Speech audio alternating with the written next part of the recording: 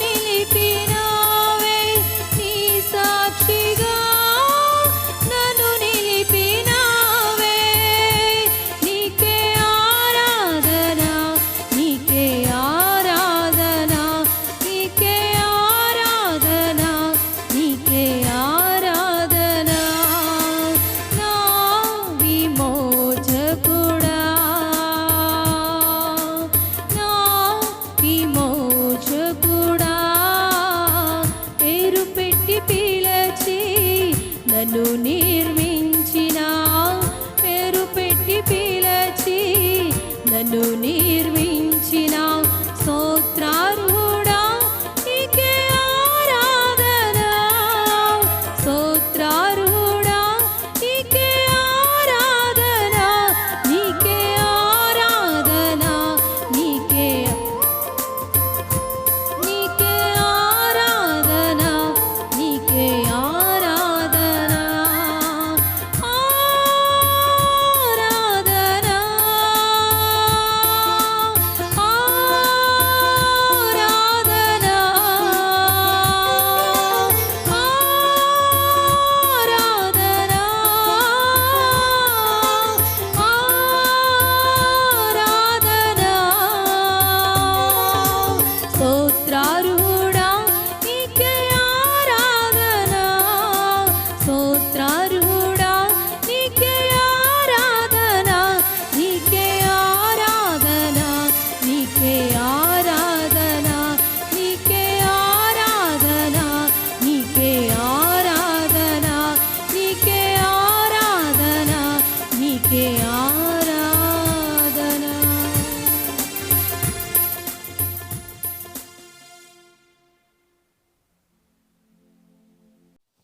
మన ప్రభు అయిన యేసుక్రీస్తు వారి నామంలో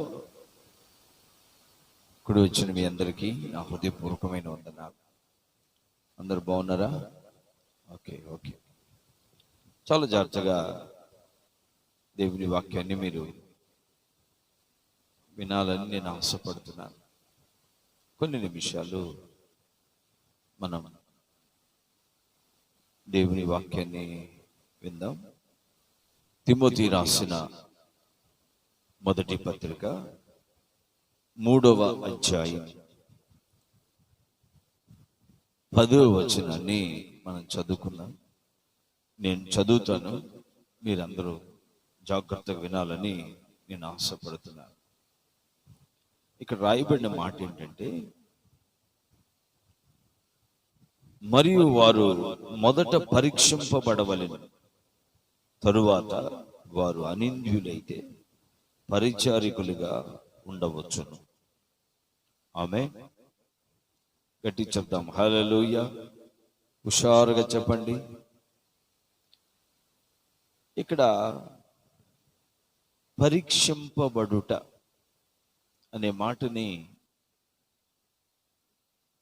దైవజనుడైన పౌలు గారు తిమోతికి రాస్తున్నప్పుడు చాలా ప్రాముఖ్యమైన విషయాన్ని తెలియజేస్తున్నాడు.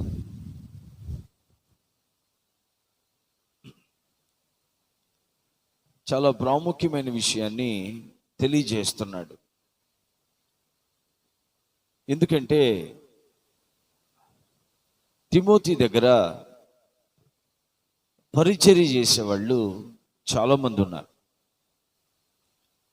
అందుకని వారు ఎలా నడుచుకోవాలో, వాళ్ళు ఎలా దేవుని సన్నిధిలో నడుచుకోవాలో ఆ జాగ్రత్తలో దైవజనుడైన పౌలు గారు తిమోతికి రాస్తున్నాడు. ఇక్కడ ఒక విషయాన్ని మీరు చాలా జాగ్రత్తగా మనసులో తీసుకోవాలని నేను ఆశపడుతున్నాను. అదేంటంటే, దేవుని పని అనేది చాలా గొప్పది. ఆమేన్. చెప్దాం గట్టిగా, హల్లెలూయా. దేవుని పని అనేది చాలా గొప్పది. భూమి మీద చాలా రకాలైన పనులు ఉన్నాయి. అందుకని ఈ రోజున క్రైస్తవ సమాజం చాలా బిజీ షెడ్యూల్ పెట్టుకుంటున్నారు. చూడండి, ఏంటి బ్రదర్ మీరు మందిరానికి రావట్లేదంటే నేను చాలా బిజీగా ఉన్నానండి. ఏంటి సిస్టర్ మీరు అసలు మందిరానికి రావట్లేదు, చాలా కాలమైందండి. ఎక్కడ పాస్టర్ గారు అసలు కుదరట్లేదు, చాలా బిజీగా ఉన్నానండి, అందుకే రాలేకపోయినట్టు. అంటే భూమి మీద చాలా రకాలైన పనులు ఉన్నాయి కనుక మనుషులు బిజీ అయిపోతున్నారు. అయితే నేను చెప్పాలనుకున్న విషయం ఏంటంటే, పరిశుద్ధాత్మ దేవుడు మనతో బహు తేటగా మాట్లాడును గాక. ఆమేన్. హల్లెలూయా. నేను చెప్పాలనుకున్న విషయం ఏంటంటే, భూమి మీద చాలా పనులు ఉన్నాయి, కానీ దేవుని సేవ అనేది భూమి మీద ఉన్న పనులు వంటిది కాదు.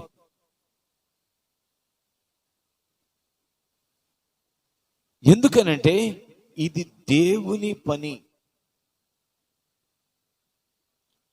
ఇది దేవుని సేవ. భూమి మీద పనులు ఎవరు పడితే వాళ్ళు వారికి ఇష్టం వచ్చినట్లుగా కొన్ని పనులు వరకు చేయగలుగుతారు. మరి కొన్ని పనులు అయితే వారి స్టడీని బట్టి, వారి టాలెంట్ని బట్టి, వారికి ఉన్న ఆ బాధ్యతను బట్టి వాళ్ళు చేస్తారు. ఇప్పుడు గవర్నమెంట్ జాబ్ చేయాలనుకో, గవర్నమెంట్ ఉద్యోగం చేయాలనుకో, ఆ పని చేయాలనుకో, వాళ్ళ స్టడీ అర్హతను బట్టి చేస్తారు. ఎవరికి పడితే వాళ్ళు గవర్నమెంట్ వాళ్ళు పని ఇవ్వరు.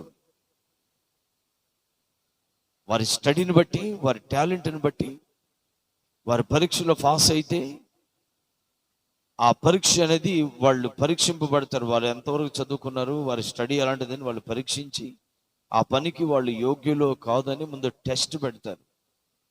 ఆ టెస్ట్లో పాస్ అయితే అప్పుడు వాళ్ళకి గవర్నమెంట్ జాబ్ ఇస్తారు. ఆ టెస్ట్లో ఫెయిల్ అయిన వాడికి ఆ పని ఇవ్వరు. ఇక మీరు తెలుసుకోవాల్సిన ఒక విషయం ఏంటంటే, భూమి మీద గవర్నమెంట్ ఉద్యోగం చేయాలంటే వారికి పెట్టే ఆ టెస్ట్లో వాళ్ళు పాస్ అవ్వాలి. మన దేశం మిలిటరీ వాళ్ళు మన దేశ సరిహద్దులో కావిలు కాస్తూ మన దేశం విషయమై ప్రయాసపడుతూ ప్రాణాలు అర్పిస్తున్న ఆ మిలిటరీ ఉద్యోగం చేయాలంటే వారికి ఎన్నో టెస్టులు ఉంటాయి. వాటన్నిటిలో వాళ్ళు పాస్ అయితేనే ఆ ఉద్యోగం వాళ్ళకి ఇస్తారు. ఇక్కడ మనం చదువుకున్న ఈ వాక్య భాగంలో దైవజనుడైన పౌలు గారు తిమోతికి లెటర్ రాస్తున్నాడు. ఆ పత్రికలు ఏమని రాస్తున్నాడంటే, మరియు మొదట వారు పరీక్షింపబడవలెను, తరువాత అనింద్యులైతే పరిచారకులుగా ఉండవచ్చును. దేవునికి మహిమ కలుగునుగాక. చెప్దాం అందరం గట్టిగా, పరీక్షింపబడాలి. మన ప్రభు అయిన యేసుక్రీస్తు పరీక్షింపబడిన రాయి.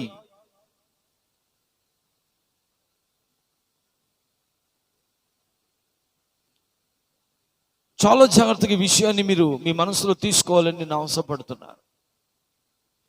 దేవుని పని అనేది చాలా విలువైనది.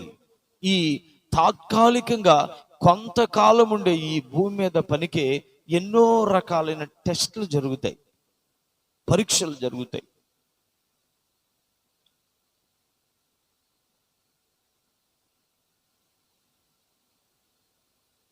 పరీక్షింపబడటం అనేది అది దేవుని ఉద్దేశం. అది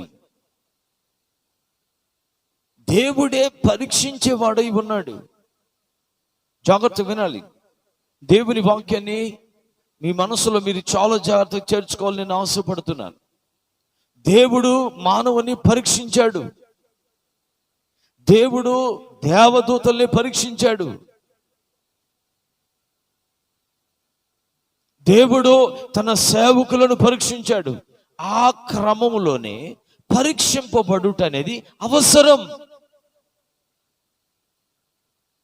ఈ మధ్య చాలా మంది ఈ పరీక్షింపబడే పరిస్థితి లేకుండానే దేవుని సేవకని బయలుదేరతారు.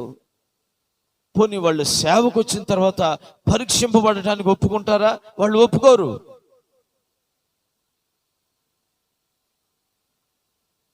కనుక కొంతకాలం సేవ చేసినట్లుగా చేస్తారు, కానీ ఆ తర్వాత వాళ్ళు ఫెయిల్ అయిపోతారు. అలాంటి వాళ్ళని ఎంతో మందిని మనం చూస్తున్నాం. వాళ్ళకి బాధ కలిగినప్పుడు, కష్టం వచ్చినప్పుడు, లేకపోతే లోకానుసారమైన శోధన ఎదురొచ్చినప్పుడు ఇక సేవ విలువ వారి జీవితంలో కనబడదు. వాళ్ళు సేవను విడిచిపెట్టి వెళ్ళిపోతారు. భ్రష్టత్వానికి అమ్ముకుని లోకానితో చేతులు కలిపి వాళ్ళ ఇష్టాలు నెరవేర్చుకోవడానికి వాళ్ళు వెళ్ళిపోతారు.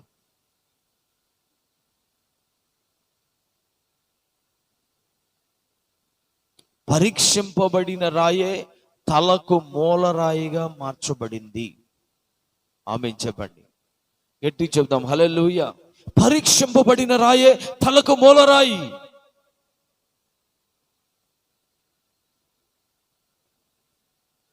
ఇక్కడ పౌలు గారు చెప్తున్న మాట ఏంటంటే తిమోతి, దేవుని సేవ, దేవుని పని చాలా విలువైనది. ఎవరు పడితే వాళ్ళు వస్తారు సేవకని. దేవుని పరిచర్య మేము కూడా చేస్తామని ఎవరు పడితే వాళ్ళు వస్తారు. వచ్చిన వాళ్ళు వెంటనే వాళ్ళకి బాధ్యతలు ఇచ్చి, వాళ్ళకి స్థానం ఇచ్చి, వాళ్ళకి సేవను అప్పగించి, వాళ్ళని పెద్దోళ్ళని చేసేసి, వాళ్ళకి బాధ్యతలు ఇచ్చి ఇలా చేయండి అని చెప్పవద్దు. కారణం ఏంటంటే మొదట వారు పరీక్షింపబడాలి.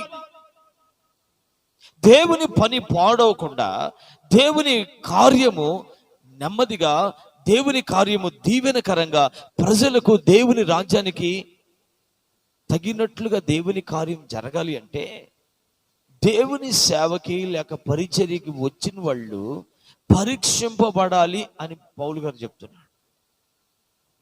ఒకసారి దేవుడు చాలా జాగ్రత్తగా వినాలి, కొంచెం లోతులోకి వెళ్దాం. ఒకసారి దేవుడు దేవదూతలను సృజించినప్పుడు, దేవదూతలను దేవుడు సృజించడానికి గల ప్రధానమైన కారణం ఏంటంటే దేవుని సేవ జరిగించడానికి దేవుడు తన పోలికలో తన స్వరూపమందు తన పోలిక చొప్పున చేస్తున్న ఆ మానవునికి పరిచారికులుగా ఉండటానికి దేవుడు దేవదూతలను చేశాడు. దేవుని కార్యాలు జరిగించడానికి, దేవుని ఆరాధించడానికి, దేవుని నామాన్ని ఘనపరచడానికి, అలాగే మానవులకి పరిచర్య చేయటానికి దేవుడు దేవదూతల్ని చేశాడు. చేసిన తర్వాత అప్పుడు వాళ్ళు అసలు ఆ పనికి వస్తారా లేదా, ఆ పనిని వాళ్ళు సంపూర్ణంగా చేస్తారా లేదా అని దేవుడు దేవదూతలందరినీ పరీక్షించిన కాలం, పరీక్ష కాలం అది. లూసిఫర్కి గొప్ప హోదాని చేశాడు. వాడి సైన్యానికి లూసిఫర్ సృష్టి ఒక విచిత్రంగా ఉంది. దేవుడు పరీక్షించాడు. ఈ హోదాలో, ఈ స్థానంలో ఇతడు ఎలా ఉంటాడు?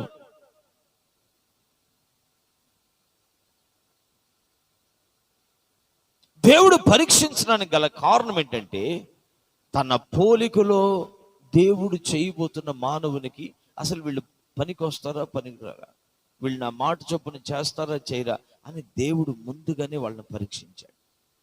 అప్పటికి మానవుని చేయలేదు. తన మనసులో ఉన్న మానవుని కొరకు వీళ్ళు అసలు పనికి వస్తారా, పనికిరారా, నా మాట వింటారా, వినరా, ఎందుకొరకు సృజింపబడ్డారో ఆ పని మీదే మనస్సు పెట్టి ఉంటారా, లేకపోతే వారి యొక్క మనస్సు ఎలా ఉంటుంది అనే ఉద్దేశంతో దేవుడే స్వయాన దేవదూతల్ని పరీక్షించాడు. పరీక్షిస్తే పరీక్ష కాలంలో అందరూ చక్కగా వారి పనిలో నిమగ్నమై ఉంటే ఈ లూసిఫర్ గాడికి పుట్టింది దుర్బుద్ధి.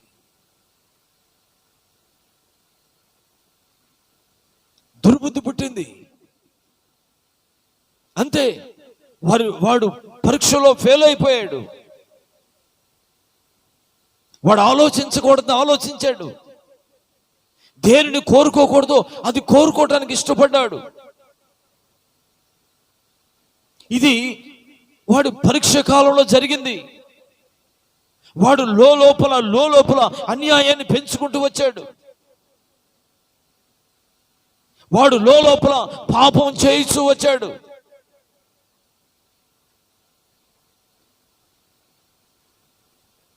పరీక్షలో ఈ లూసిఫర్ వాడు అనుచరులందరూ కూడా వాళ్ళు ఫెయిల్ అయిపోయారు. వాడికి పెట్టిన టెస్ట్లో వాడు ఓడిపోయాడు. జాగ్రత్త వినండి. ఆ పరీక్షలో నిలిచిన వాళ్ళు నేటి వరకు వారు సేవలు చేస్తున్నారు. గాబ్రియేలును చూసాము, మిఖాయేలును చూసాము. వారి అనుచరులు మనం వారి సేవల గురించి తెలుసుకున్నాము. జాగ్రత్త వినండి. టెస్ట్లో ఫెయిల్ అయిపోయాడు వీడు. విషయం ఏంటంటే పరీక్షింపబడటం అనేది అవసరం.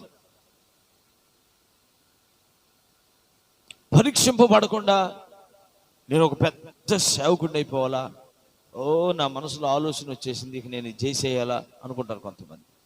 నేను ఒక పెద్ద సిస్టర్ని అయిపోవాలా, నాకు తెలియదేముంది అనుకుంటారు కొంతమంది. విషయం ఏంటంటే దేవుని పని అనేది, దేవుని మనసులో ఉన్న పని అనేది చాలా విలువైంది.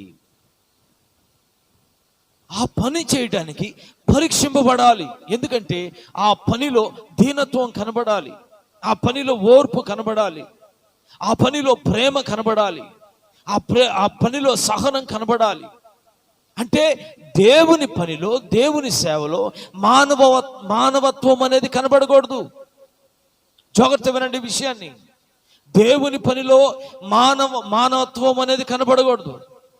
అంటే మనిషి తన స్వభావాన్ని ఆశ్రయించి నడవటానికి వీల్లేదు.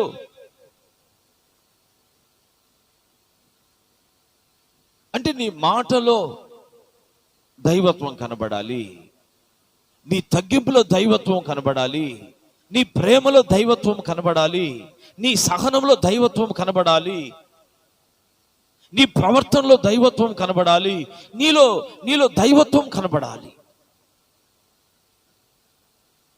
జాగ్రత్త వినండి. ఈ దైవత్వం కనబడాలనే మానవునికి సాదృశ్యంగా దేవుడు తుమ్మకర్రను ఎన్నుకున్నాడు.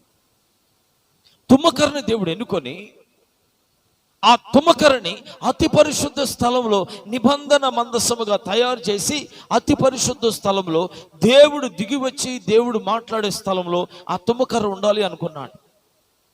అందుకే దేవుడు తుమ్మకర్రను కోరుకున్నాడు. తుమ్మకర్ర ఎలాంటిది? వంకలుగా ఉంటుంది. తుమ్మకర్ర ఎలాంటిది? నల్లగా ఉంటుంది. తుమ్మకర్ర ఎలాంటిది? ముళ్ళగా ఉంటుంది. కనీసం దాని నీడను కూడా కొంతమంది నిలబడటానికి ఇష్టపడ్డరు. అలాంటి పరిస్థితి తుమ్మకర్ర పరిస్థితి. సరిగ్గా కొంతమంది పక్కన అసలు నిలబడటానికి కూడా ఇష్టపడము, కొంతమంది మాటలు వినటానికి కూడా ఇష్టపడము. కొంతమంది మనుషులు ఆ విధంగా ఉంటారు. చెప్పాలంటే మానవ మనుగడ అంతా కూడా ఆ తుమ్మకర్ర లాగా మారిపోయింది. జాగ్రత్త వినండి, తుమ్మకర్ర లాగా మారిపోయింది. ఇప్పుడు దేవుడు కోరుకున్నాడు, ఇప్పుడు ఆ తుమ్మకర్ర అతి పరిశుద్ధ స్థలంలోనికి రావాలి అంటే అక్కడ దేవుని సేవలో దేవుని మహిమ దిగి వచ్చి ఆ తుమ్మకర్ర దేవునికి మహిమకరంగా ఉపయోగకరంగా ఉండటానికి ముందుగా తుమ్మకర్ర ఎక్కడికి రావాలంటే మిషన్ దగ్గరికి రావాలా, రంపం దగ్గరికి రావాలా. రంపంతో కోయబడే అనుభవం, కొలత ప్రకారంగా కోయబడాల, కొలత ప్రకారంగా చెక్కబడాల. చూసారా? వడ్లవాని చేతిలోనికి రావాలి. అతను ఏం చేస్తాడంటే కొలత ప్రకారంగా కోస్తాడు దాన్ని. అది కోయబడాలి. కోయబడిన తర్వాత బాడ్సే తీసుకుని చెక్కటం స్టార్ట్ చేస్తాడు.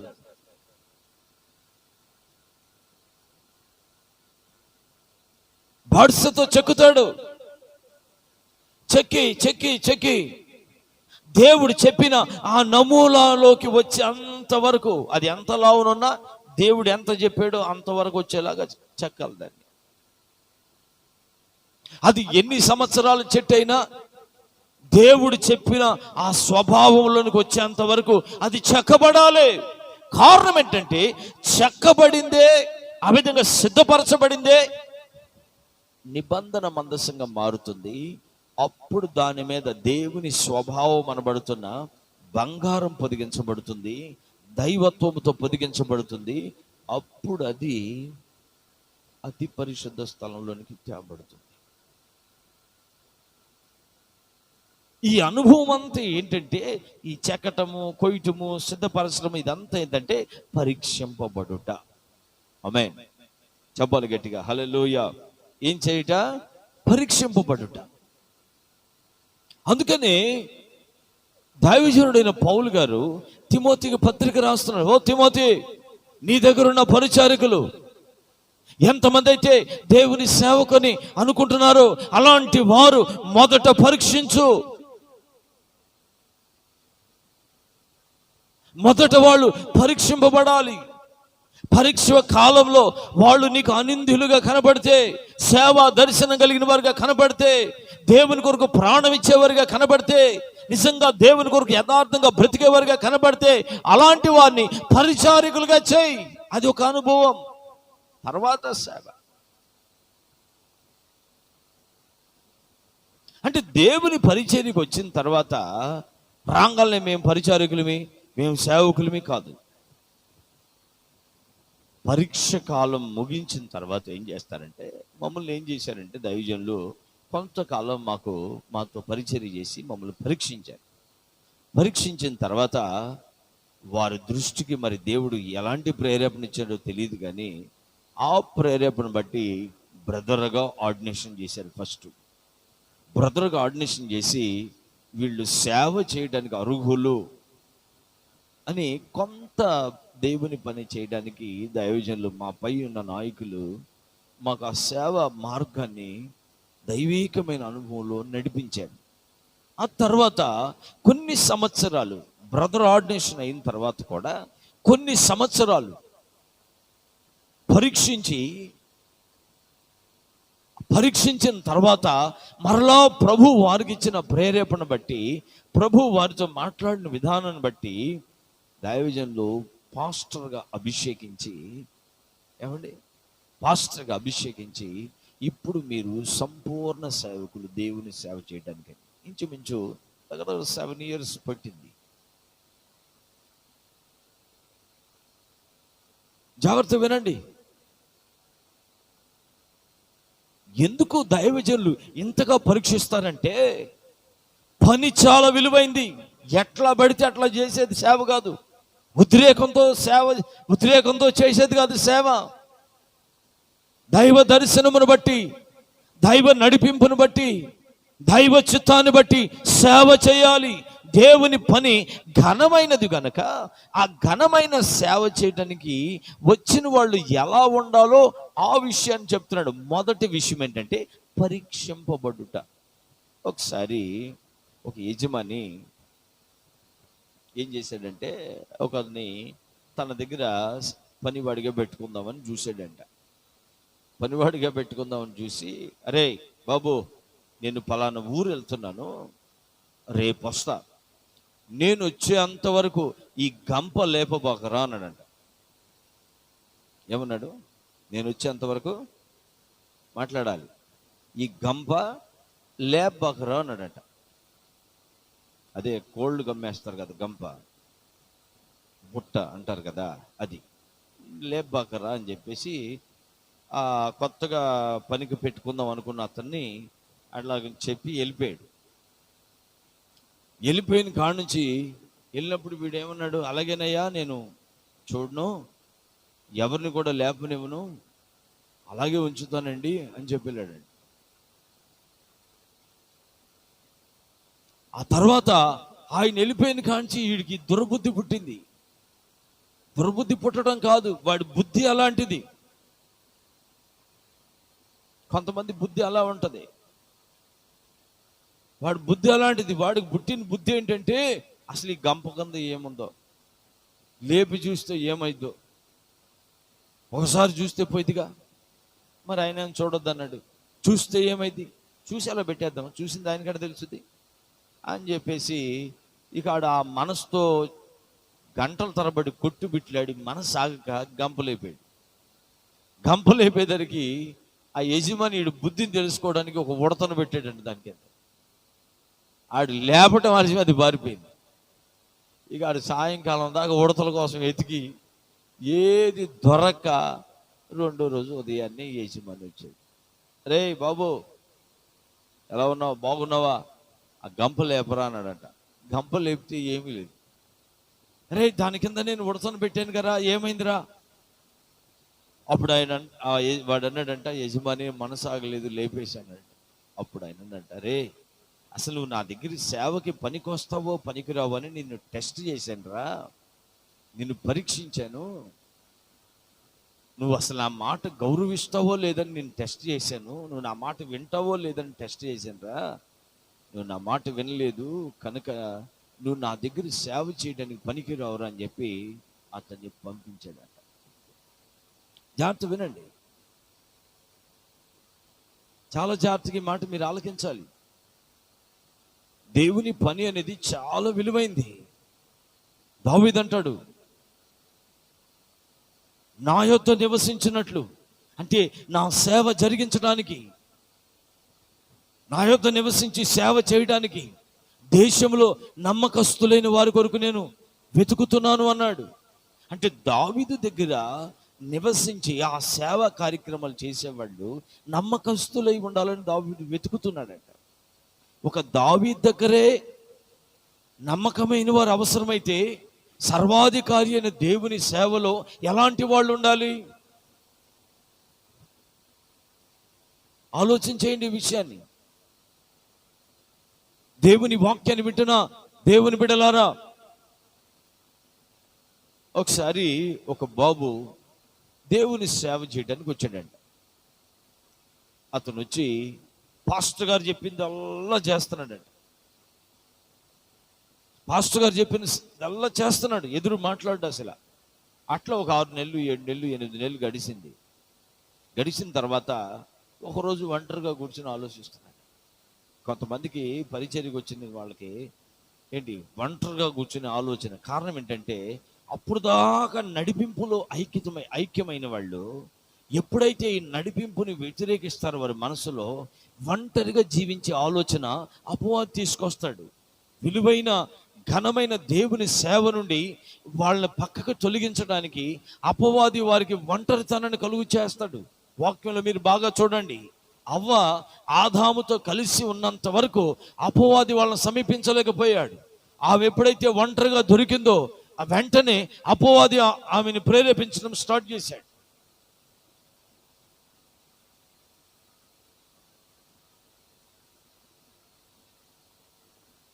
కొంతమంది ఆ నడిపింపుని, దైవ నడిపింపుని వ్యతిరేకించి ఒంటరిగా జీవించాలని ఎప్పుడైతే ఆశపడతారో వెంటనే అపవాది వారి యొక్క ఆలోచనను, వారి యొక్క స్వభావాన్ని గుర్తించి ఏం చేస్తాడంటే వారి మనస్తత్వాన్ని బట్టి వాళ్ళని ఒంటరికి తీసుకెళ్తాడు. ఇక ఒంటరికి తీసుకెళ్ళిన తర్వాత ఇక వాళ్ళలో పలు రకాలైన పిచ్చెక్కిపోయే ఆలోచనలు తీసుకుని వస్తాడు. నేనేంటి ఇదంతా చేయటం ఏంటి అనే ఆలోచన వచ్చేస్తాడు. అలాగే వీడు ఏం చేశాడంటే, ఈ పరిచారికుడు దాదాపు 7 నెలలు పరిచర్య చేసిన తర్వాత అసలు నేను సేవ చేయడానికి వచ్చానా, ఈడ పని చేయడానికి వచ్చానా? ఏదో వాక్యం నేర్పిస్తారు, నేను కూడా ఒక సంఘాన్ని కట్టి బోధ చేయాలని నేను ఇక్కడికి వచ్చాను కానీ, బోధ నేర్పిస్తారని నేను ఇక్కడికి వచ్చాను కానీ, మరి వీళ్ళేంటి ఈ పనులన్నీ చేపిస్తున్నారు, అసలు పాస్టర్ గారు వాక్యమే చెప్పట్లేదు నాకు అన్నట్లుగా, జాగ్రత్త వినండి, అన్నట్లుగా వాడిక ఆలోచనలో పడిపోయాడు. ఆ ఆలోచన దురాత్మ వాళ్ళని తీసుకొచ్చింది. ఇక పాస్టర్ గారిని అడుగుదామని చెప్పి పాస్టర్ గారి దగ్గరికి వెళ్ళి ఈ విషయం ఎత్తంగానే ఆయనకి విషయం అర్థమే, రే నీకు చెప్పింది నువ్వు చేయిపోరా అన్నాడు. నీకు ఏ పని అప్పగించి నాకు చేసుకుంటా పో అన్నాడు. సరేనయ్యా అలాగే అని చెప్పేసి మరలా ఒక 5-6 నెలలు కష్టపడి చేశాడు. చేసిన పాస్టర్ గారు వాడికి ఏం చెప్పట్లే. ఏదైనా బైబిల్ తీసి చెప్తాడేమో, వాక్యం చెప్తాడేమో, నేర్చుకుందామని అనుకుంటున్నాడు. అంటే వాడి ఉద్దేశంలో సేవ అంటే ఏంటంటే, అతని ఉద్దేశంలో సేవ అంటే ఏంటంటే వాక్యం చెప్తే నేర్చుకుని వెళ్ళిపోయి చాలామందికి బోధించి ఒక మందిరాన్ని కట్టి నేను కూడా బలిపీఠం మీద నిలబడి వాక్యం బోధించడం అనుకున్నాడు. బోధ కంటే ముందు జీవితము ఆ విధంగా కట్టుకోవాలి అనే ఆలోచన వాడికి లేదు. ఇప్పుడు ఈ మంచి దైవజనుడు సరి అయిన పునాది వాడి జీవితంలో వేస్తున్నాడు. అయితే జరిగిన విషయం ఏంటంటే, మరలా ఒక 5-6 నెలలు ఓపిక చేసి మరలా పాస్టర్ గారి దగ్గరికి వచ్చాడు. పాస్టర్ గారు ఓపికతో, అరే బాబు నీకు చెప్పింది నువ్వు చేసుకుంటా పోరా అని చెప్పాడు. మళ్ళా కొంతకాలం పరిచర్య చేశాడు, కష్టంతోనూ బాధతోనూ. ఏంటోనైనా సేవకు వస్తే సేవ నేర్పించకుండా, సేవకు వస్తే సేవ నేర్పించకుండా ఈ పనులేంటి ఇదేంటి అని అనేక రకాలుగా అతను ఆలోచనలు పడిపోయాడు. జాగ్రత్త వినండి. లేదు ఇక తాడేపేడు తెలుసుకుందాం అని చెప్పి పాస్టర్ గారి దగ్గరికి వచ్చాను. పాస్టర్ గారి దగ్గరికి వచ్చి, పాస్టర్ గారు నేను సేవ చేద్దామని మీ దగ్గరికి వచ్చా. సంవత్సరం దాటిపోయి 2వ సంవత్సరం కూడా వస్తుంది. వాక్యం నేర్పిస్తారేమో, బైబిల్ ఎలా చదివాలో నేర్పిస్తారేమో, మరి వాక్యం ఎలా బోధించాలో నేర్పిస్తారేమో, సంఘం ఎలా కట్టాలో నేర్పిస్తారేమో అని నేను మీ దగ్గరికి వచ్చాను. నేను వచ్చిన నాటి నుండి ఇప్పటి వరకు అది చెయ్యి, ఇది చెయ్యి, ఇది చెయ్యి, అది చెయ్యి అని చెప్తున్నావు, కానీ నాకేమి నేర్పించలేదే, నాకెప్పుడు నేర్పిస్తావు అని చెప్పేసి పాస్టర్ గారిని అడిగాడంట. అడిగితే అప్పుడు పాస్టర్ గారు అతని వైపు చూసి, అరే బాబు, నేను నీకు విధేయతను నేర్పిస్తున్నాను రా. ఏమి నేర్పిస్తున్నాడు? మాట్లాడాలి. ఏమి నేర్పిస్తున్నాడు? విధేయతను నేర్పిస్తున్నాను రా. ఇప్పుడు 2 సంవత్సరాలు అయిపోతున్నా కానీ ఆ విధేయతని, ఆ మొదటి మెట్టే నువ్వు ఇంకా నేర్చుకోలేదు. నువ్వు నేర్చుకుంటావేమోనని నేను నిన్ను పరీక్షిస్తున్నాను. కానీ అనేక సార్లు నువ్వు సొనుగుతూ గొనుగుతూ, అనేక సార్లు నువ్వు ఒంటరిగా కూర్చుని ఏదేదో పిచ్చి పిచ్చి ఆలోచనలు చేయటం అనేక సార్లు నేను చూశాను. నువ్వు నేర్చుకుంటావేమో, నిన్ను ఒక ఉన్నతమైన స్థానానికి తీసుకెళ్లాలని ఆశపడ్డాను. కానీ 2 సంవత్సరాలు అవుతున్నా విధేయతనే ఒక అనుభవం కూడా నువ్వు నేర్చుకోలేదు కనుక నువ్వు సేవకు పనికిరావురా. నువ్వు నేర్చుకున్న అనుభవంలో నువ్వు లేవు, నువ్వు సేవకు పనికిరావు, వెళ్ళిపోరా ఇంటికి అని చెప్పాడు. జాగ్రత్తగా, చాలా జాగ్రత్తగా దేవుని బిడ్డలారా, మీరు దేవుని మాట ఆలకించాలని నేను ఆశపడుతున్నా. మీరు దేవుని మాట ఆలకించాలని నేను ఆశపడుతున్నా. ఈ తిమోతి దగ్గరకు వచ్చిన వాళ్ళు కూడా ఎలాంటి వాళ్ళు అంటే, వాళ్ళు వెళ్ళిపోయి అద్భుతాలు చేసేయాలి, బోధ చేసేయాలి, గొప్ప గొప్ప కార్యాలు చేసేయాలి. పౌలు గారు చేసేస్తున్నాడు, తిమోతి చేసేస్తున్నాడు, పేతురు చేసేస్తున్నాడు, మేము కూడా అలా చేసేయాలి అనే దృక్పథంతో వచ్చారు.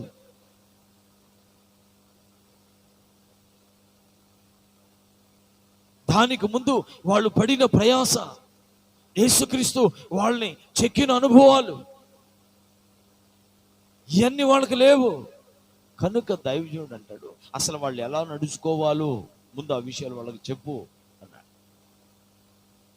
ఆ లిస్ట్లో ఒక విషయాన్ని నేను మీకు జ్ఞాపకం చేస్తున్నా. అదేంటంటే, మరియు వారు మొదట పరీక్షింపబడవలెను.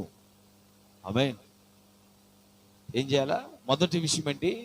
ఒక ఉన్నతమైన సేవ చేయటానికి దేవుడిని పిలిచాడు, దేవుడిని ఏర్పాటు చేసుకున్నాడు, వాస్తవమే. కానీ ఒక ఉన్నతమైన సేవ, ఘనమైన సేవ చేయటానికి మొదట నీవు పరీక్షింపబడాలి. పరీక్షలో అనింద్యుడవైతే, యోగ్యుడవైతే, నిజముగా దైవ భారము కలిగి నువ్వు జీవిస్తే, నీవు విధేయుడైన ఆ విధానాన్ని బట్టి నువ్వు దేవుని కొరకు, దేవుని సేవ కొరకు ఎంత ఉన్నతమైన ప్రతిష్టలో నడుస్తున్నావో దానిని ఆకాశమందు ఆసీనుడై ఉన్న ప్రభు నిన్ను గమనిస్తూనే ఉన్నాడు. ఆమేన్. ఒకవైపున సేవకుడు, సేవకురాలు, సేవకులు నిన్ను పరీక్షిస్తున్న విధానం దేవుడు చూస్తున్నాడు. నీవు విధేయుడవై, విధేయురాలవై నువ్వు జీవిస్తున్న జీవితం ప్రభు చూస్తున్నాడు.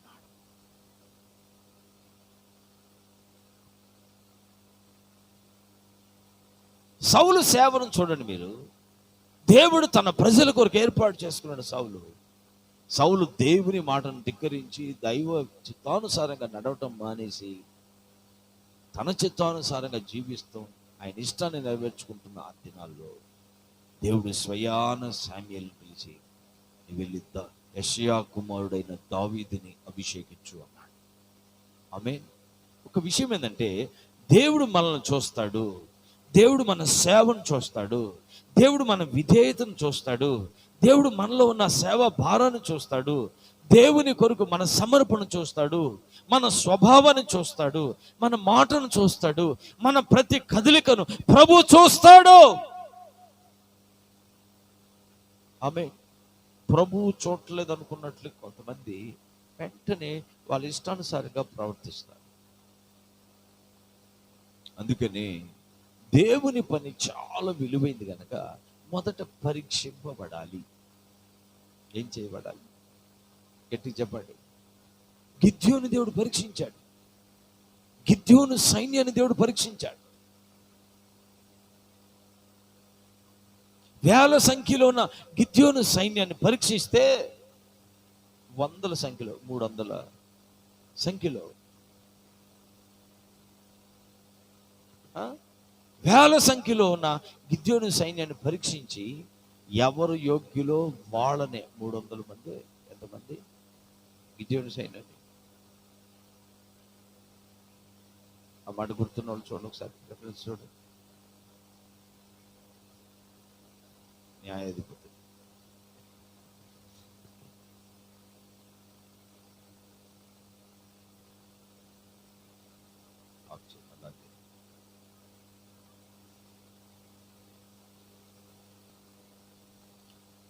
ఇక్కడ గిద్యోను సైన్యం గురించి మనం చూస్తే న్యాయాధిపతుల పుస్తకం 7వ అధ్యాయం, మీరు ఆ అధ్యాయం అంతా కూడా చదివితే మీకు అక్కడ చాలా క్లియర్గా కనబడుతుంది. అదేంటంటే గిద్యోను సైన్యాన్ని దేవుడు పరీక్షించాడు. గిద్యోను సైన్యాన్ని దేవుడు పరీక్షిస్తే ఇంచుమించు 32-33 వేల మంది గిద్యోను సైన్యం. ఆ సైన్యంలో భయపడే వాళ్ళని వెనకబడి అంటే 22,000 మంది వెళ్ళిపోయారు. ఇంకా 10,000 మంది ఉన్నారు. తర్వాత మీరు 4వ వచనం నుండి చూడండి. ఆ 10,000 మందిలో ఆ 10,000 మందిని కూడా దేవుడు పరీక్షించాడు. పరీక్షిస్తే ఎవరు చేత్తో తీసుకుని కుక్క గతికినట్లుగా గతుకుతారో వాళ్ళని వేరు చేయమన్నాడు. ఎవరు మోకాళ్ళుని నీళ్లు తాగుతారో వాళ్ళని వేరు చేయమన్నాడు. వాళ్ళని వేరు చేస్తే ఆ 10,000 మందిలో 300 మంది మాత్రమే కుక్క గతికినట్లుగా గతికారు. ఒక చేత్తో కత్తి పట్టుకున్నారు. యుద్ధానికి ఎదురు చూస్తున్నాడు, శత్రువు వస్తాడు. ఇక్కడ మీకు తెలుసుకోవాల్సిన చాలా విషయాలు ఉన్నాయి, కానీ నేను ఒక్క విషయాన్ని జ్ఞాపకం చేస్తాను. 32-33 వేల మంది గిద్యోను సైన్యం పరీక్షింపబడిన కాలమున మిగిలిన వారు 300 మంది. ఎంతమంది? 300 మంది. మరి వెనకెళ్ళిన వాళ్ళు సైనికులు కదా? వాళ్ళు యుద్ధం చేయలేదా? వాళ్ళు యుద్ధవీరులు కాదా? అంటే వాళ్ళు ప్రార్థన చేయలేదా? వాళ్ళు విశ్వాసులు కాదా? సైనికులకు ఎంపిక చేసిన వాళ్ళు కదా? లేదా వాళ్ళు సేవకులు కాదా? సేవకులే.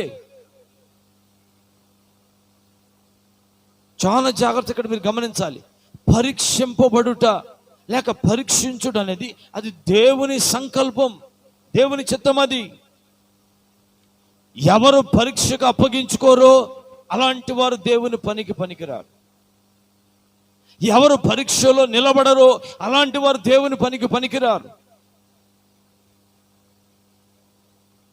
పరీక్షింపబడుట ఆవశ్యకమే ఉంది. ఆ పనిలోనికి ఎంటర్ అవడానికి ముందుగా, ఆ పని చేయడానికి ముందుగా పరీక్షింపబడాలి. అట్లా కాదు, మనం ఏం చేస్తాము? ఒక 5 నెలలు 6 నెలలు 1 సంవత్సరం పాటు సేవకుని వెంబడిస్తాము. ఆ తర్వాత ఏం చేస్తాము? వెళ్ళిపోయి మందిరం పెట్టి డ్రమ్ము కొట్టడం, పాట పాడటం, ఆరాధన చేస్తాం. మాకు దైవజనులు నేర్పిన శ్రేష్టమైన ఉపదేశం, శ్రేష్టమైన బోధ ఏంటంటే, ఒక ఉన్నతమైన నీ పిలుపుకు తగిన సేవను చేయాలంటే పరీక్షింపబడాలి. దేవుడు నిలువెల్ల నిన్ను పరీక్షిస్తాడు. నీ నడవడికను చెక్కుతాడు, నీ చూపును చెక్కుతాడు, నీ తలంపులను చెక్కుతాడు, నీ మాటలను చెక్కుతాడు, నీ మనస్సును చెక్కుతాడు, నీ ప్రతిష్టతను చెక్కుతాడు. అంతరంగమందు బాహ్యమందు నువ్వు దేవుని వంటి దేవుని వలె భారం కలిగే వ్యక్తిగా మార్చబడే అంతవరకు దేవుడు నిన్ను పరీక్షలో ఉంచుతాడు. ఆమేన్. హల్లెలూయా, అవసరం అది.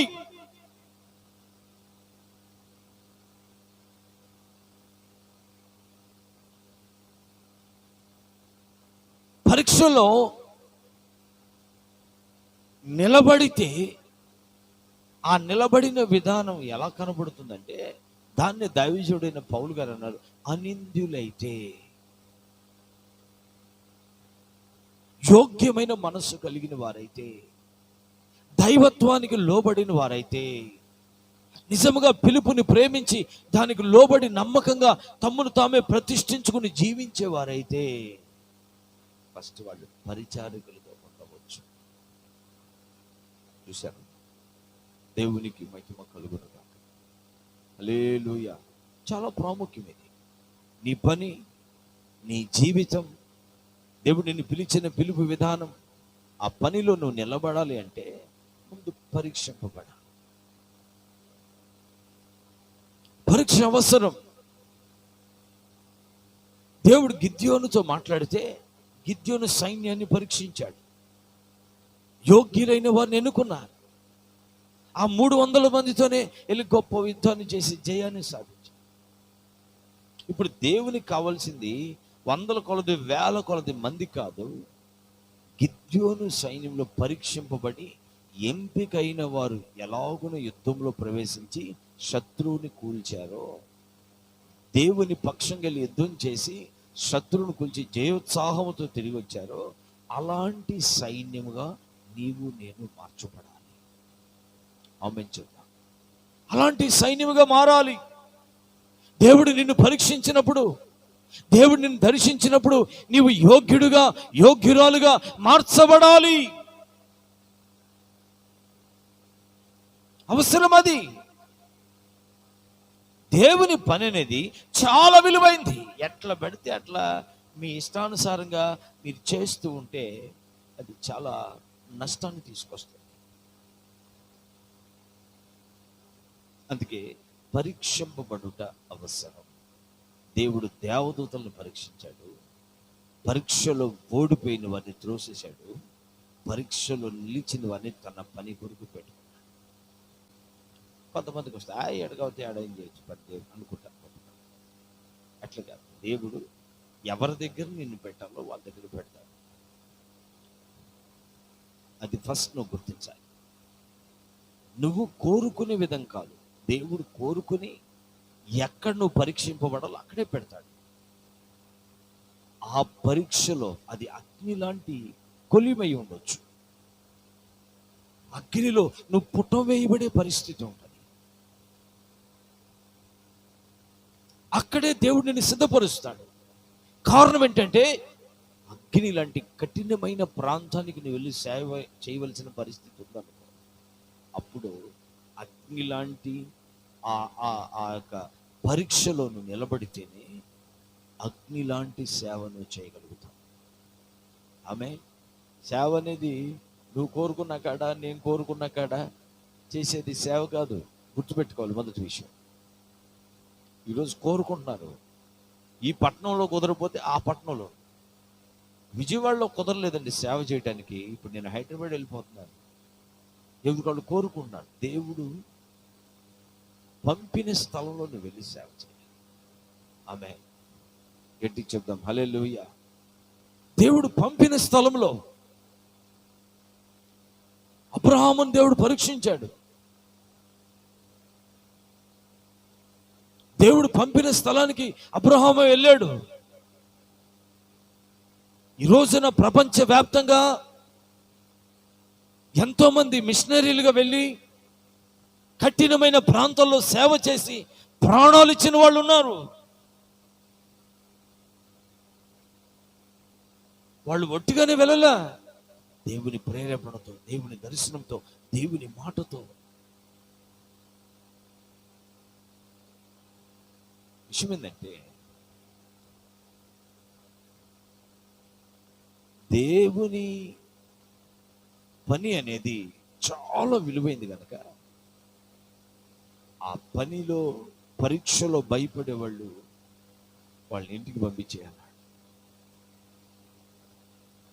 యుద్ధంలో జయోత్సాహంతో తిరిగి ఎవరు వస్తారంటే పరీక్షలో దేవుని మనసుకు తగినట్లుగా నిలిచేవాడు. ఆమేన్. అందుకనే దావీదుడైన పౌలు గారు ఈ పరిస్థితి అంతా ఎరిగిన వాడై తిమోతికి ఆ పత్రిక రాస్తున్నప్పుడు ఏమని రాస్తున్నాడంటే, మరియు వారు మొదట నీ దగ్గర ఉన్నవారు పరీక్షింపబడాలి. మా ఆత్మీయ తండ్రి సురేష్ అయ్యి కూడా మమ్మల్ని బ్రాంచెస్కి పంపించినప్పుడు బ్రాంచెస్లో చాలామంది సేవ కొరకని వస్తారు. అలాంటి వారిని మీరు మొదట మీ దగ్గర పెట్టుకొని కొంతకాలం వారిని పరీక్షించండి. వాళ్ళని పరీక్షించి వాళ్ళ ప్రవర్తన, వారి మాట తీరు, వారు నిజంగా దైవ దర్శనం కలిగి సేవ పిలుపు కలిగి వచ్చారని మీకు అర్థమైతే, భారం కలిగిన వాళ్ళైతే, నిజంగా దేవుని చేత పిలువబడిన వాళ్ళైతే కొంతకాలం మీ దగ్గర పరీక్షించిన తర్వాత నా దగ్గరికి పంపించండి అని మా ఆత్మీయ తండ్రి సురేష్ అయ్యి చెప్పాడు. కారణం ఏంటంటే, కొంతమంది దేవుని పరిచర్లోకి వచ్చిన తర్వాత కొంతమంది అల్లరితో కూడిన ఆటపాటలు,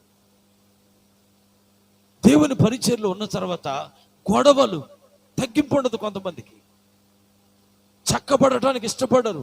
నువ్వెంత అంటే నువ్వెంత అనే కాడుంటారు. సమాధానం ఉండదు. ఇలాంటి పరిస్థితులు ఉన్న వారిని వాళ్ళు సేవ పనికిరారు కనుక పంపించేయండి ఇళ్ళకి. భారం కలిగిన వారిని వరకే ఇక్కడ పంపించండి అని తండ్రి చెప్పారు, నాతోనే చెప్పారు. ఎందుకు దైవజనులు ఈ మాట అంటున్నారంటే, సరిగ్గా పౌలు గారు కూడా అదే అంటారు. మొదట మీ దగ్గర ఉన్న వాళ్ళు పరీక్షింపబడాలి. పరీక్షింపబడితే, పరీక్షలో వాళ్ళు నెగ్గితే, వాళ్ళు అనిందులైతే, నిజంగా భారం కలిగిన వస్తే అలాంటి వారిని పరిచారికులుగా పెట్టి పరిచర్యలో వారికి పరిచర్య అప్పగించారు. అనిందులుగా ఉన్న లేని వారికి ఆ పరిచారికులుగా ఆ లెక్కలో చేర్చవద్దు. వాళ్ళ దేవుని పరిచారికులని పిలవద్దు. ఎందుకంటే కాపాడబడవలసింది వారి ద్వారా పాడవుతుంది.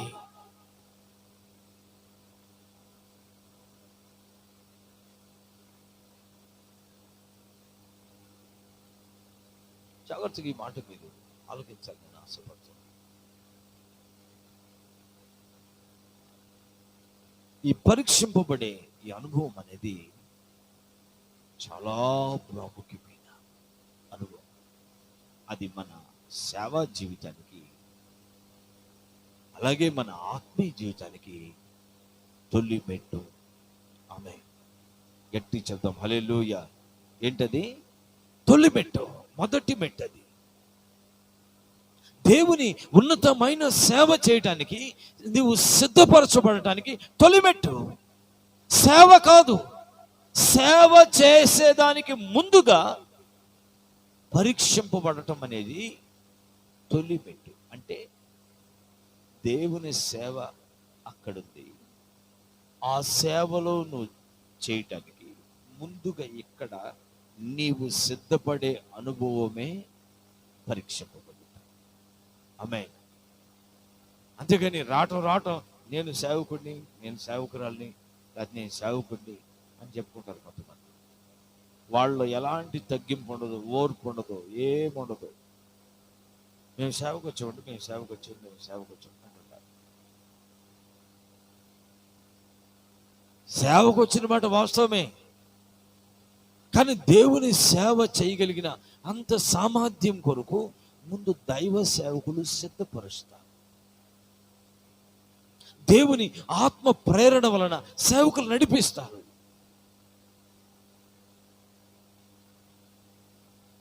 కొంతమంది ఆ నడిపింపుని వ్యతిరేకిస్తారు, కొంతమంది ఎదురు మాట్లాడతారు, కొంతమంది నడిపింపుని ఘనహీనపరుస్తారు, కొంతమంది వారి పిలుపుని కూడా ఘనహీనపరుస్తారు. దేవుని చిత్తాన్ని కూడా వాళ్ళు పక్కన పెట్టేస్తారు, వారి స్వయానికి అప్పగించుకుంటారు, వాళ్ళ ఇష్టానుసారంగా వాళ్ళు ఉంటారు. ఇలాంటి వారి సేవ జీవితం కొంతకాలం వెళ్ళిన తర్వాత ఆగిపోతుంది.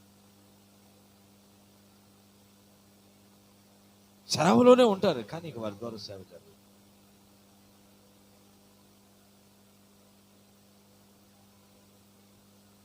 కనుక దేవుడు నిన్ను పిలిచిన పిలుపులో నువ్వు నిలబడి ఒక ఉన్నతమైన సేవ నువ్వు చేయడానికి ముందుగా నువ్వు పరీక్షింపబడాలి.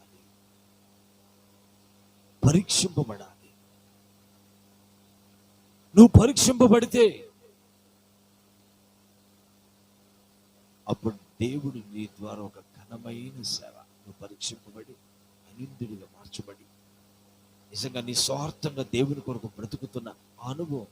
కొన్నిసార్లు లోకం గుర్తొస్తుంది, నా కొరకు ఏం సంపాదించుకోలేదు, నా కొరకు ఏం సమకూర్చుకోలేదు, వినరా, ఇలాంటి ఆలోచనలు వస్తాయి. అవన్నీ కూడా పనికిరావు సేవలో. మన ఆస్తి, మన జీవం ప్రభువైన యేసుక్రీస్తు మాత్రమే. ఆమేన్. చెప్దాం గట్టిగా, ప్రభువైన యేసుక్రీస్తే. మనం ఆయన కొరకు బ్రతుకుతున్నాం, ఆయన కొరకు పిలువబడ్డాం. అంత మాత్రాన దేవుడు మనల్ని ఏమీ లేని వరకు ఎప్పుడు చేయడు. ప్రభు ఏ స్థితిలో మనం ఉంచుతాడో ఆ స్థితిలో మనం నేర్చుకోవాలి. ఆమేన్. కనుక దేవుడి పట్ల పరిచారికగా చాలా జాగ్రత్తగా ఈ మాట మీ మనసులో చేర్చుకోవాలని నేను ఆశపడుతున్నాను. విలువైన దేవుని పని కాపాడబడాలంటే దేవుని సేవ చేయడానికి సిద్ధపడే వాళ్ళు పరీక్షకి అప్పగించుకోవాలి. ఇంత కష్టమా, ఎంత శ్రమ ఉంటుందా సేవలో? సేవ అంటే సాగు, చావటానికే రావాలి. అవసరమైతే ప్రభు కొరకు చెప్పాలి. సేవ అంటే చావు. సేవలో బ్రతకటం కాదు, సేవలో సమకూర్చుకోవటం కాదు. సేవ అంటే చావు, చచ్చిపోవాలి. అందుకే దైవజనుడు పౌలుగారు, నేను దినదినము చనిపోతున్నా, యేసుక్రీస్తులో బ్రతుకుచున్నా. ఇది చాలా ప్రాముఖ్యం.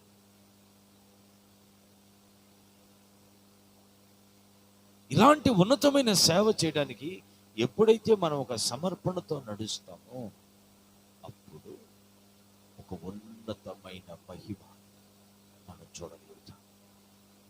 అందుకనే దైవజనులు సురేషయ్య ఉన్నత ప్రతిష్టలు జీవించారు.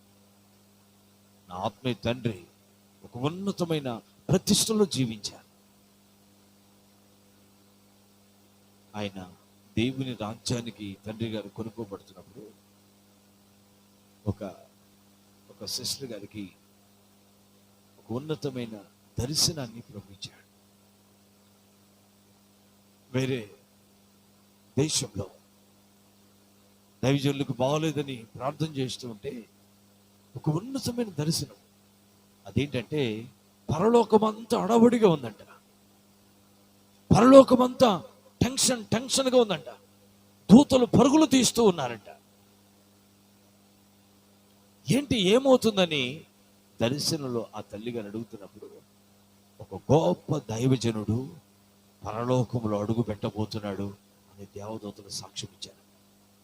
అలా ఆ స్వరం, ఆ విషయం వింటూ ఉండగానే దైవజనుడు సురేషయ్య అలాగున దేవుని రాజ్యంలో కొనుక్కోబడుట ఆ తల్లి గారు చూసిందంట. పరలోకం స్వాగతించింది. కారణం ఏంటంటే గొప్ప సేవ. కొంతమంది ఈ ఘనమైన సేవని ఈ బాధలు మనం ఎక్కడ పడతాం, ఈ శ్రమలు పడతాం, ఎంత కఠినమైన పరిస్థితుల్లో మనం నడుస్తాం అని కొంతమంది చేయలేములని విడిచిపెట్టి వెళ్ళిపోతారు. అందుకనే దైవజనులు లేసన్న గారు ఓ పాట రాశారు, అంతా వ్యర్థమని వ్యర్థులైపోయారంటే అందరూ, నా గురి నీపై నిలిపినందునే నా పరుగు సార్థకమాయని అన్నాడు. ఆమె గొప్ప సేవ చేశారు దైవజనులు లేసన్న గారు. విషయం ఏంటంటే మన ఆత్మీయ జీవితానికి, లేకపోతే ఈ లోకంలో మనకు ఎదురయ్యే కొంతకాలం ఎదురయ్యే శ్రమలకు మనం భయపడి ఉన్నత పిలుపుని, ఉన్నత దర్శనాన్ని, దేవుని ఉన్నత చిత్తాన్ని పక్కన పెట్టేసి భ్రష్టత్వానికి, లోకానికి అప్పగించుకుని ఈ లోకంలో బ్రతకటానికి, సుఖభోగాలతో, సుఖ సౌఖ్యాలతో జీవించడానికి ఈ లోకాన్ని మనం స్నేహించి లోకంతో పాటు లోకంలో కలిసిపోతే దేవుని పని విడిచిపెట్టి నువ్వు పొందవలసిన మహిమని చేతులారా నువ్వు పోగొట్టుకుంటావు. శ్రమ ఎప్పుడు ఉండదండి, శ్రమ ఎప్పుడు ఉండదు. మా సేవ జీవితంలో కూడా 7 సంవత్సరాల పాటు దైవజనులు మమ్మల్ని ఇక్కడ పంపించిన తర్వాత 7 సంవత్సరాలు కఠినమైన శ్రమ కఠినమైన శ్రమ. మా సేవ ప్రారంభంలో వారంలో 4 రోజులు భోజనం చేయడానికి ఉండేది కాదు. 7 సంవత్సరాలు కిరోసిన్ బుడి, కనీసం ఫ్యాన్ లేదు, గ్యాస్ లేదు. 3-4 కిలోమీటర్ల అడవిలోనికి వెళ్ళి కట్టెలు ఏరుకొచ్చుకుని వండుకోవాల్సిన పరిస్థితి. కనీసం సైకిల్ లేదు.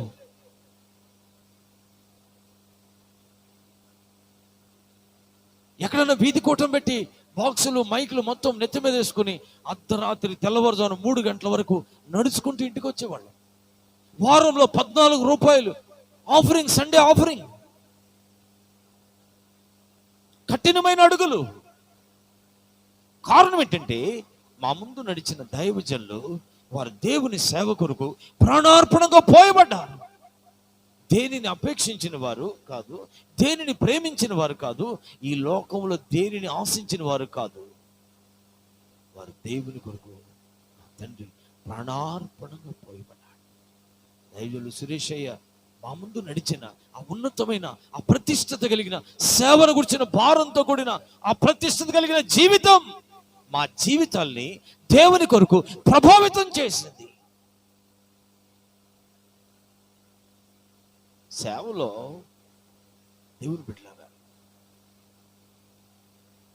మనం ఒక ఉన్నతమైన సమర్పణతో నిందనైనా, అవమానాన్నైనా, వస్త్రహీనతనైనా, దరిద్రతనైనా అన్నిటిని మనం ఎప్పుడైతే ప్రభు కొరకు భరించుకుంటూ వెళ్తామో అప్పుడు ఒక ఉన్నతమైన సేవ చేయడానికి దేవుడు మనకు కృపిస్తాడు. నీ బుద్ధిని ఆధారం చేసుకుని, నీ మనసును ఆధారం చేసుకుని, నీ ఇష్టాన్ని ఆధారం చేసుకుని, నీ స్వయాన్ని ఆధారం చేసుకుని నువ్వేదో చేస్తే అది ఆగిపోయింది ఒకరోజు అంతే. నీ ఇష్టానుసారంగా నువ్వు చేస్తే నీ సేవకి దేవుడు పులి స్టాప్ పెడతాడు. అక్కడ ఆగిపోయింది. అలా కాదు, ప్రభువా నా జీవితంలో నీ చిత్తం నెరవేరాలి, నేను నీ కొరకు బ్రతకాలి, నీ చిత్తం నాకు తెలియచేయి, నీ చిత్తానుసారం నడిపించు, అలాంటి అభిషేకం ఏవో, ఆ విధంగా నన్ను రేపండి, ఆ విధంగా నన్ను మీ పనిలో వాడుకోండి. అలా ఎప్పుడైతే భారం కలిగి నువ్వు ప్రార్థన చేయకుండా, నువ్వు ప్రార్థన చేయటం మానకుండా, నువ్వు దేవుని సన్నిధిలో దేవునితో గడపటం మానకుండా, శ్రమలలో దేవుణ్ణి విడిచిపెట్టకుండా అన్ని పరిస్థితుల్లో నీ దర్శనంలో నువ్వు ముందుకు వెళ్తావో అప్పుడు దేవుడు నిన్ను బలపరిచి ముందుకు తీసుకుని వెళ్తాడు. ఆమె కొన్నిసార్లు మన జీవితంలో సేవలో శూన్యంగా కనబడతాయి, ఒంటరితనం కనబడుతుంది, రిక్తులం అయిపోతాం, ఏమి లేని పరిస్థితి, ఎవరు లేని పరిస్థితి వస్తుంది. అలాంటి పరిస్థితి పిలిచిన దేవుడు నమ్మదగిన వాడని ఆయన మీద ఆధారపడాలి. అందుకనే వాక్యంలో రాస్తాడు, అరణ్య మార్గమున తన ప్రియుని మీద ఆనుకుని వచ్చుచున్న ఈమె ఎవరు అన్నాడు. సంఘం. నీ వ్యక్తిగత జీవితానికి పోల్చుకో. అరణ్యము ఈ లోకంలో యేసు మీద ఆనుకుని నీ ఆత్మీయ జీవితాన్ని, లేక నీ సేవా జీవితాన్ని, నీ పరిచర్య జీవితాన్ని, నీ పిలుపును, నీ ఏర్పాటును, దేవుడికి ఇచ్చిన కృపను, దేవుడికి ఇచ్చిన అభిషేకాన్ని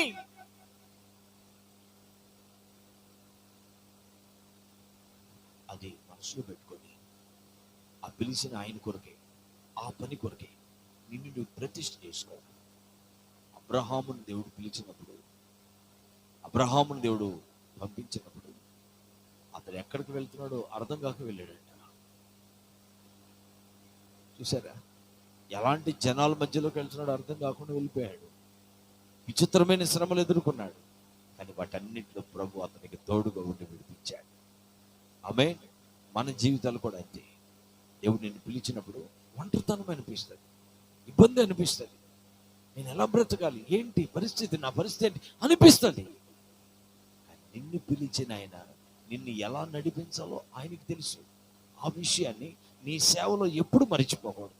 కొంతమంది మరిచిపోయి డబ్బుకు అమ్ముడుపోతున్నారు, విశ్వాసాన్ని అమ్మేసుకుంటున్నారు, సేవని అమ్మేసుకుంటున్నారు, యేసుక్రీస్తుని అమ్మేసుకుంటున్నారు, పిలుపుని అమ్మేసుకుంటున్నారు. లగ్జరీ కొరకు, సుఖభోగాల కొరకు, దేవుని నిత్యమైన సంకల్పాన్ని విడిచి బ్యాంకుల్లో స్టోర్ చేసుకుంటున్నారు. ఒకవైపున సేవ కుంటుపడుతుంది, ఒకవైపున సేవ అనేక ప్రాంతాలకు సేవ వెళ్ళవలసి ఉంది. కానీ దాచుకునే వాళ్ళు ఎక్కువైపోయారు. దాచుకునే వాళ్ళు ఎక్కువైపోతే వీళ్ళు దాచుకుంటారుగా, ప్రభుత్వానికి ట్యాక్సీలు కట్టకుండా దోచుకునే వాళ్ళు వస్తారు. అప్పుడు జాగ్రత్తగా వినండి దేవుని బిడ్డలారా. దేవుడు మనల్ని పిలిచిన పిలుపులు మనం నిలబడితే మనల్ని వాడుకోవటానికి, లేకపోతే మన ద్వారా దేవుని పని జరిగించడానికి ఆయన నమ్మదగిన వాడై ఉన్నాడు. ఆమేన్. అందుకనే పరీక్షింపబడాలి,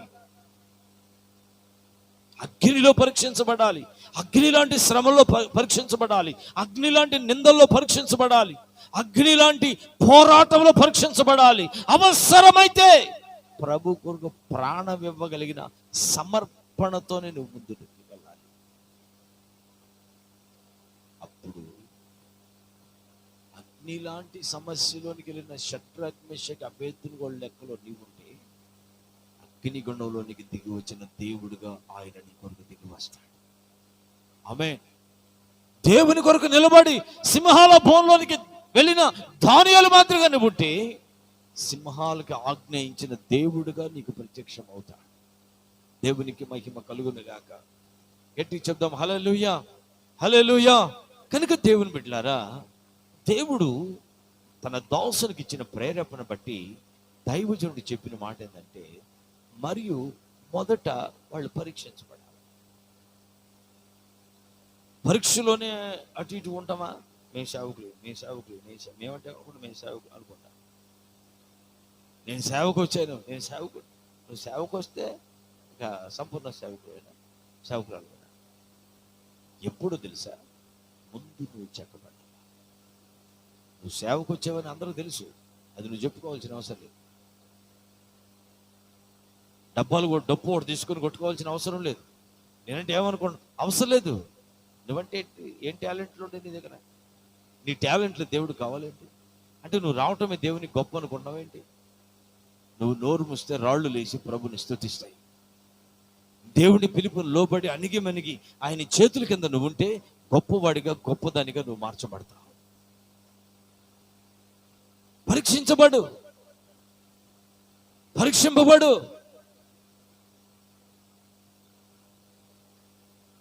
దైవజనురాలు మా ఆత్మీయ నాయకులు వేరొకరు మనం చూస్తున్నాం. అక్క దేవుని సేవకి రాకముందు ఆల్రెడీ ఉద్యోగం చేస్తూ ఉంది. ఉద్యోగం చేస్తూ దేవుని పిలుపుని అందుకుని ఉద్యోగానికి రిజైన్ చేసి సేవకు వచ్చారు. అక్క ఎంత గొప్ప సేవ తల్లి ద్వారా దేవుడు చేస్తున్నారు. ఈ రోజున ఎంతో మంది తల్లి యొక్క సేవని చూస్తున్నారు. ఏ రోజు కూడా అతిశయించడం కానీ, ఏ విషయంలో కూడా గర్వించడం కానీ, హెచ్చించుకోవటం కానీ. ఇప్పుడు దాదాపు ఇప్పటికి నేను మినిస్ట్రీలో 19 సంవత్సరాలు, గ్లోరియస్ మినిస్ట్రీస్లోకి సేవకి నేను వచ్చి 19 సంవత్సరాలు. ఏ రోజు కూడా తల్లిలో హెచ్చింపు కానీ, గర్వం ఇలాంటి ఏం కనబడవు. మనం ప్రభు ఎదుట ఎప్పుడైతే తగ్గించుకుంటామో అప్పుడు దేవుడు ఘనమైన సేవ ద్వారా జరిగిస్తాడు. ఆమేన్. చెప్తాం గట్టిగా, హుషారుగా చెప్తాం హల్లెలూయా, హల్లెలూయా. మరొక విషయాన్ని కూడా మనం గమనించాలి.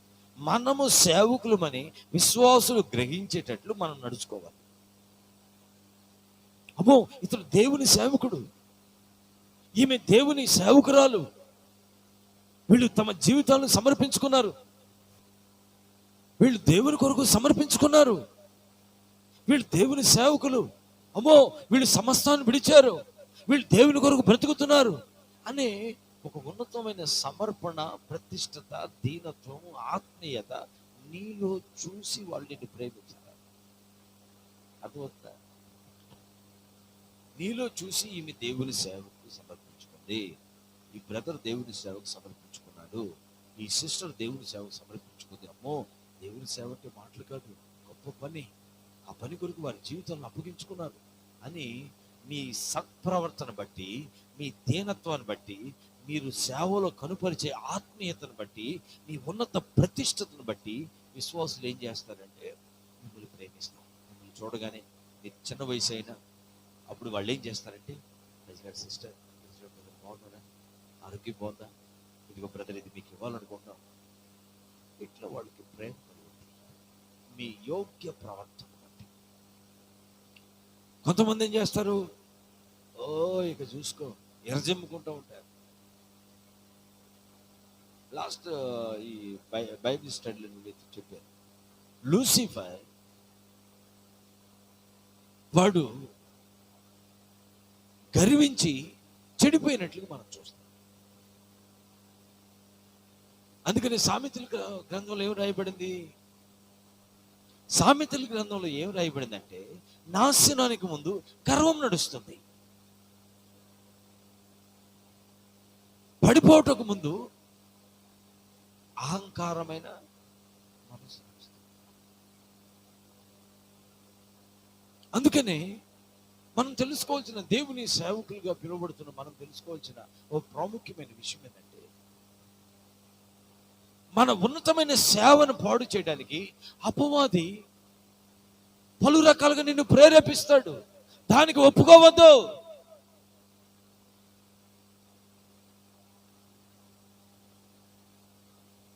ఎప్పుడైతే మనం గర్విస్తామో, ఎప్పుడైతే మనం అహంకారమైన దృష్టి కలిగి ఉంటామో, అప్పుడు నువ్వు గుర్తించాల్సిన విషయం, దుష్టుడు నా సేవని, నా ప్రతిష్టను పాడు చేస్తున్నాడు అనే విషయాన్ని మీరు గమనించి వెంటనే మీరు దేవుని సన్నిధిలో పశ్చాత్తాపడి, ప్రభువా ఈ మనస్సు నా నుండి తొలగించు అని ప్రార్థన చేసుకోవాలి.